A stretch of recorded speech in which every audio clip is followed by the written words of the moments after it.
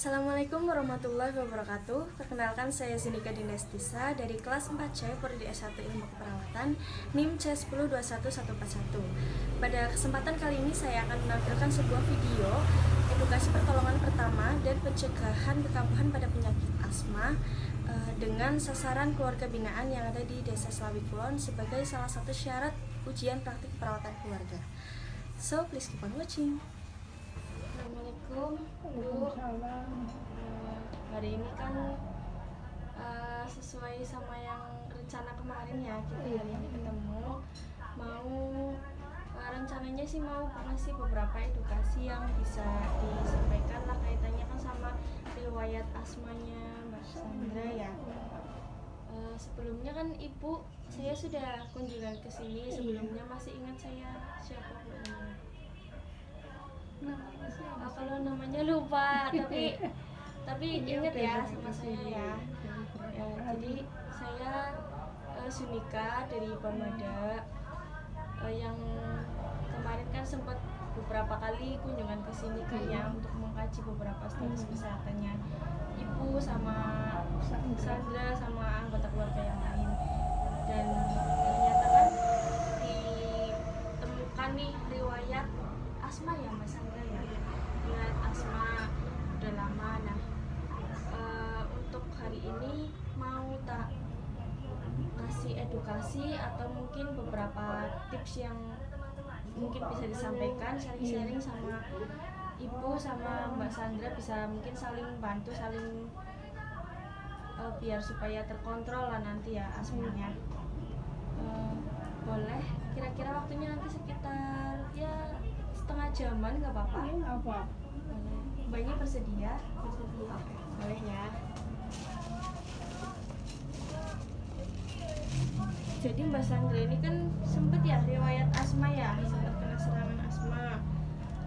Nah sebelumnya udah tahu belum pengertian asma itu sendiri? Asma itu apa? Asma taunya sesak nafas aja gitu ya? Nah, sesak nafas. Nah di sini ada beberapa yang mungkin bisa diperhatikan ya. Asma kan ya dibilang dari gejalanya memang sudah kelihatan suatu gangguan ya, gangguan dari sistem pernafasan ini, punya gejala nafas. Nah sebabnya itu karena penyempitan saluran nafas. Penyempitan saluran nafas itu disebabkan karena apa? Ya bisa beberapa hal yang bisa memicu asma tersebut bisa kambuh. Seperti kira-kira ini virus atau mungkin dari perubahan udara, perubahan cuaca, mungkin biasanya kena udara dingin, ya suka kambuh. Mbak Sandra juga ya biasanya kalau kena udara dingin, oh iya. Terus ini perubahan emosi juga bisa memicu, terus kemudian makanan-makanan yang kemarin kan sempat disampaikan ke Ibu juga ya Bu ya. Kalau Mbak Sandra makan pedas, ya ini salah satu penyebabnya, dan beberapa debu polusi itu juga bisa menyebabkan kita kena serangan asma. Biasanya gejala-gejala yang ditimbulkan itu kaitannya sama sesak nafas ya, sesak nafas, terus apalagi ada yang dirasakan lagi, dadanya sakit. Terus ada mengeluarkan keringat, berkeringat ya, itu salah satu beberapa gejalanya. Dan biasanya kalau asma ini kan Mbaknya pertolongan pertama berarti langsung ke dokter atau mungkin ada pertolongan pertama di rumah nggak? Langsung ke dokter. Nah ini ada beberapa nih pertolongan pertama yang mungkin bisa dilakukan sebelum kita ke dokter. Iya, beberapanya. Yang pasti ketika serangan asma itu kambuh kan pasti anggota keluarga lain kan terlibat ya, ikut panik, ikut itu. Nah beberapa tips yang pertama itu jangan panik, langsung kira-kira dibawa ke tempat yang lebih nyaman, yang lebih aman gitu. Yang mungkin tadinya pemicu asmanya dari udara dingin, berarti disingkirkan ke tempat yang tidak udara dingin, seperti itu diharapkan. Nah kemudian diposisikan posisinya setengah duduk. posisinya setengah duduk, entah bersender, terus dikasih bantal di belakangnya untuk menyangga ya. Terus beberapa yang nempel di badan yang bikin sesek lah ibaratnya, kayak kancing baju atau mungkin lagi pakai dasinya dilonggarin, pakai sabuk dicopot gitu ya. Beberapa pakaian yang nempel itu dikendorkan. Nah, terus yang kemudian bisa dikasih air putih anget. Ibu di rumah ada air putih anget ya? Di termos. Iya, nah segera dikasih air putih anget. Nah, terus dipijat bagian jempol kaki. Posisinya di sini nih, 3-5 cm di atas ruas jempol, karena itu letaknya saraf paru. Kan biasanya kan letak beberapa syaraf kan ada di jempol kaki ya. Nah, itu letak spesifiknya sekitaran di sini. Dikasih air hangat. Nah, dari pertolongan pertama itu baru nanti kita bisa langsung larikan ke dokter untuk penanganan lebih lanjut. Dan karena serangan asma ini sifatnya bisa kambuh lagi, jadi kita memang perlu beberapa pencegahan ya, supaya ngurangin intensitas kambuhnya. Nah, beberapa pencegahannya itu bisa dilakukan inhalasi sederhana. Sudah pernah tahu belum inhalasi sederhana?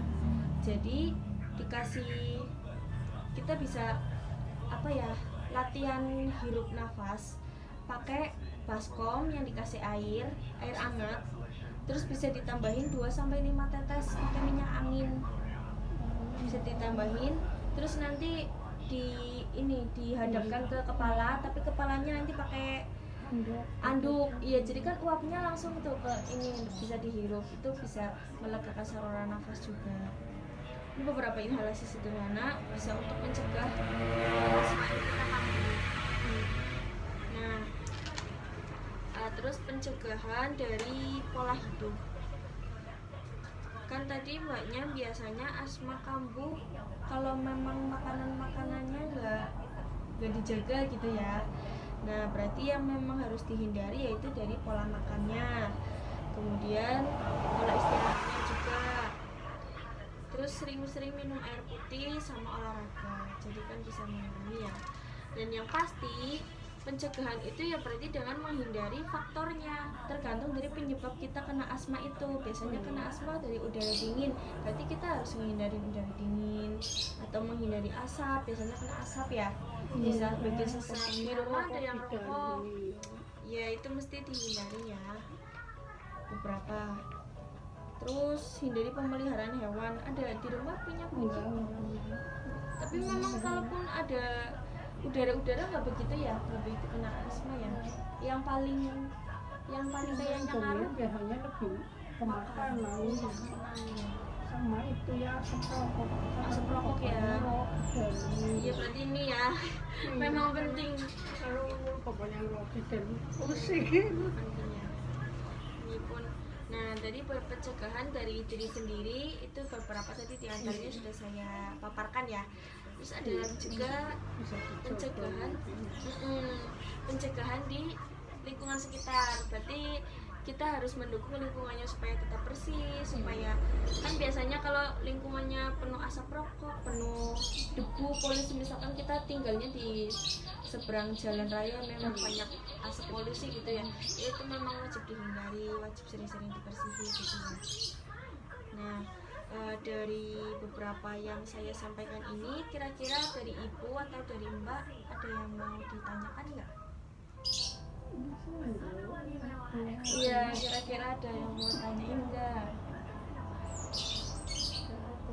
Ada, tapi semuanya yang saya sampaikan ini kira-kira paham ya? paham. Alhamdulillah. Nah, ibu kan udah paham nih, saya mau tanya nih untuk mengulik lagi tingkat pemahamannya ya. Tadi kan sudah beberapa memperhatikan ya beberapa gejala asma. Bisa disebutin mungkin Mbak Sandra yang alami gejala-gejalanya yang dirasakan apa kalau orang kena asma? Sesak Napas, berkeringat, keringat, Dada sakit betul. Terus ibu ini kan sebagai anggota keluarga ya, yang pasti kan mendukung anaknya supaya nggak terkena lagi. Berarti terkait dengan pencegahannya, ibu bisa sebutkan Bu pencegahannya yang bisa dilakukan. Terutama itu ya asap rokok. Asap rokok ya, Nggak makan, nggak boleh makan yang pedas. Kalau makan pedas saya mesti ngomong. Nah berarti memang itu beberapa Iya kita kan semua mungkin udah semua pedas saya. perlu diingatkan. Dan Mbak Sandra mungkin lebih ini lagi ya, dengerin nasihat ibu, nasihat anggota keluarga yang lain kalau memang tujuannya untuk kebaikan. Nggak makan pedas ini alhamdulillah kayaknya setengah tahun ini nggak pernah itu sih Mbak. Oh iya, Sering makan pedas ya seblak. Berarti Contohnya sekarang udah seblak jarang. kan ya kalau harus makan seblak ini misalnya makan siang malamnya tuh langsung nyesek Mbak. Kalau lagi nyesek tuh sampai kayak gitu banget saya kadang suka nggak tega makanya langsung dilariin ke dokter karena kan nggak tega.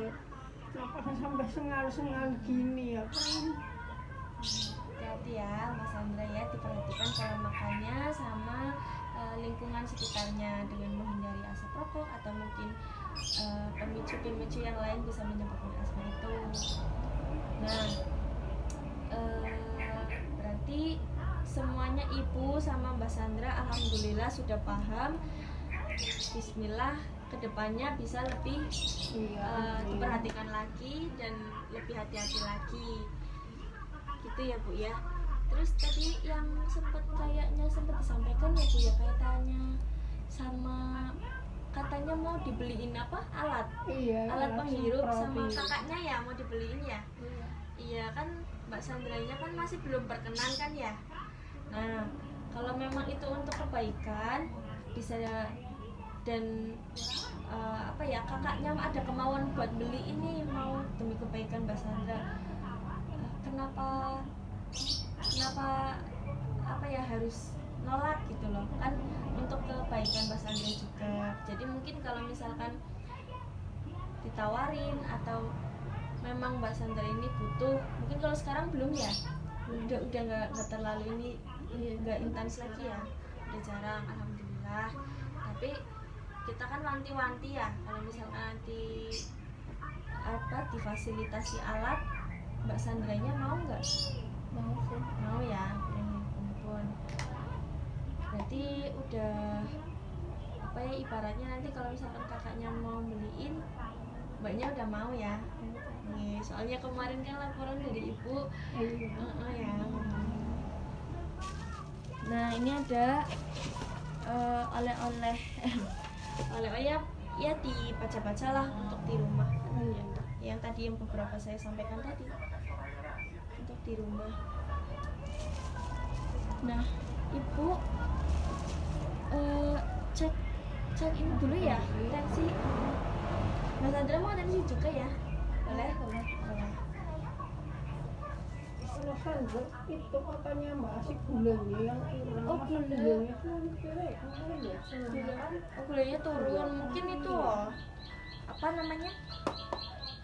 Karena beberapa faktor juga sih kalau gulanya rendah, karena mungkin belum makan. Terus nggak suka manis juga sih. Oh, suka manis. Oh, nggak suka manis. Nggak suka manis tapi suka sembunyi.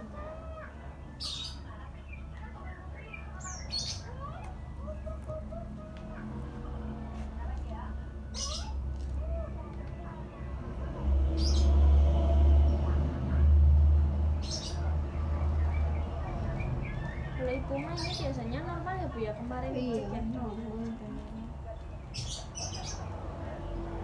Biasanya yang udah lumayan tinggi ya, yang usia seibu, Saya nggak pernah berat tinggi sih. Kalau seringnya rendah 100, kadang 90. Kan ya?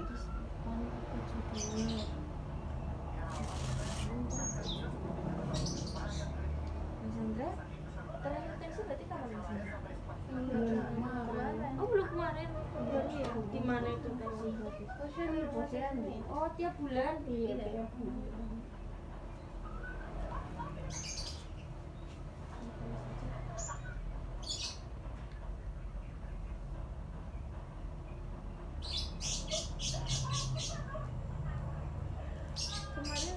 posyandu berarti hasilnya apa ya?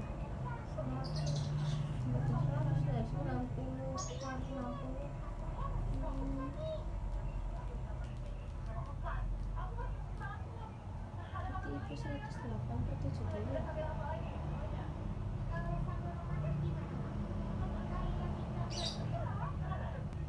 Berarti sempat ini 115 per 79.